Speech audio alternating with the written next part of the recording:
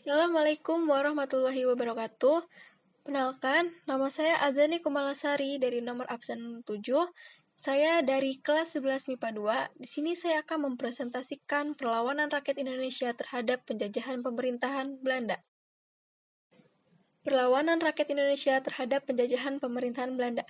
Yang pertama ada Perang Padri, yang kedua ada Perang Patimura, yang ketiga ada Perang Diponegoro, yang keempat ada Perang Jagaraga Barli, yang kelima Perang Banjar, yang keenam ada Perang Aceh, dan yang terakhir ada perlawanan rakyat Batak. Di sini saya akan menjelaskan Perang Padri. Perang Padri diawali dengan konflik antara kaum Padri dan kaum adat terkait pemurnian agama Islam di Sumatera Barat. Kaum adat masih sering melakukan kebiasaan yang bertentangan dengan Islam, seperti berjudi dan mabuk-mabukan. Kaum Padri yang terdiri dari para ulama menasihati kaum adat untuk menghentikan kebiasaan tersebut. Kaum adat menolaknya, sehingga terjadi perang yang berlangsung pada tahun 1803 sampai 1821. Perang diakhiri dengan kekalahan kaum adat. Kondisi tersebut lalu dimanfaatkan oleh Belanda untuk bekerja sama dengan kaum adat guna melawan kaum Padri. Belanda memang bertujuan untuk menguasai wilayah Sumatera Barat. Salah satu tokoh pemimpin kaum Padri adalah Tuanku Imam Bonjol. Fase perang ini berlangsung pada tahun 1821 sampai 1838. Tuanku Imam Bonjol lalu mengajak kaum adat agar menyadari tipuan Belanda dan akhirnya bersatu melawan Belanda. Perang diakhiri dengan kekalahan di pihak Padri dan adat karena militer Belanda yang cukup kuat. Tahukah kamu, Belanda sempat mengajak Tuanku Imam Bonjol untuk berdamai melalui perjanjian Masang pada tahun 1825. Namun, tipu muslihat Belanda akhirnya membawa kaum Padri dan adat pada kekalahan. Yang kedua, ada Perang Patimura. Pada tahun 1817, Belanda juga berusaha menguasai Maluku dengan monopoli perdagangan.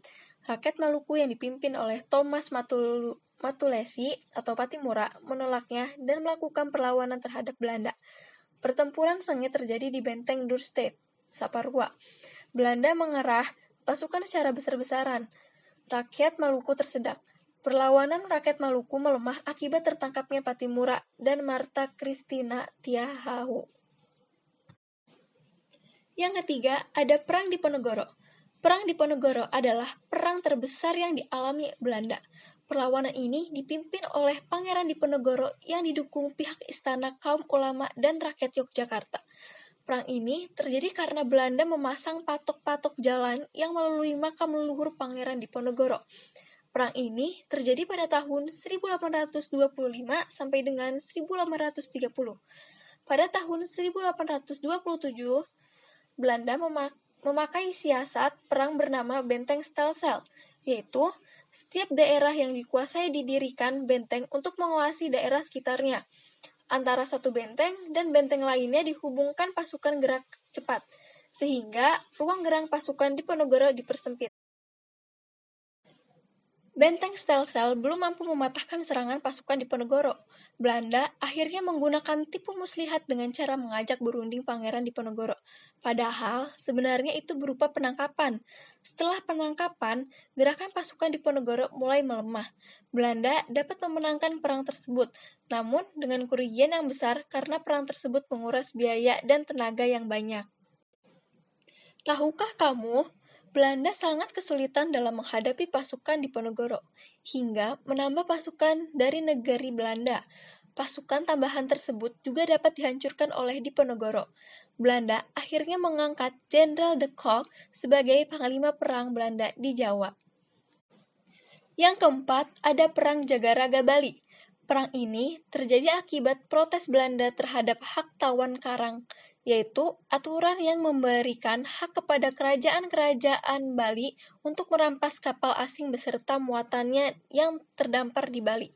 Protes ini tidak membuat Bali menghapus hak tawan karang, sehingga perang puputan atau habis-habisan antara kerajaan-kerajaan Bali yang dipimpin oleh I Gusti Ketut Telatik dengan Belanda terjadi. Belanda berhasil menguasai Bali karena kekuatan militer yang lebih unggul. Yang selanjutnya ada Perang Banjar. Perang ini dilatar belakangi oleh Belanda yang ingin menguasai kekayaan alam Banjar. serta keikutcampuran Belanda dalam urusan kesultanan. Akibatnya, rakyat yang dipimpin Pangeran Hidayatullah dan Pangeran Antasari melakukan perlawanan terhadap Belanda sekitar tahun 1859.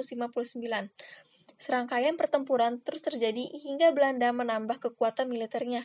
Pasukan Pangeran Hidayatullah kalah karena pasukan Belanda lebih unggul dari segi jumlah pasukan, keterampilan perang pasukannya, dan peralatan perangnya. Perlawanan rakyat Banjar mulai melemah ketika Pangeran Hidayatullah tertangkap dan dibuang ke Pulau Jawa. Sementara itu, Pangeran Antasari masih melakukan perlawanan secara gerilya hingga ia wafat. Yang keenam ada Perang Aceh. Perang Aceh dilatar belakangi oleh Traktat Sumatera pada tahun 1871 yang menyebutkan bahwa Belanda bebas meluaskan wilayah di Sumatera termasuk Aceh. Hal ini ditentang oleh Teuku Cikditro, Cut Mutia, Teku Umar, Cut Nyadin, dan Panglima Polim. Belanda mendapatkan perlawanan sengit dari rakyat Aceh. Rakyat Aceh berperang dengan jihad sehingga semangatnya untuk melawan Belanda sangat kuat. Untuk menghadapinya, Belanda mengutus Soek Hurroje untuk meneliti budaya dan karakter rakyat Aceh.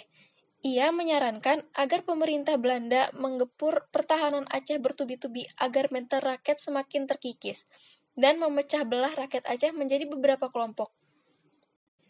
Tahukah kamu, taktik dari Soek Hurroje berhasil mengurangi perlawanan rakyat Aceh, sehingga secara perlahan Belanda dapat menguasai Aceh pada awal tahun 1900-an.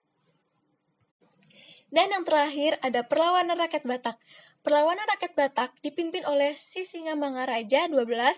Latar belakang perlawanan ini adalah bangsa Belanda berusaha menguasai seluruh tanah Batak dan disertai dengan penyebaran agama Kristen.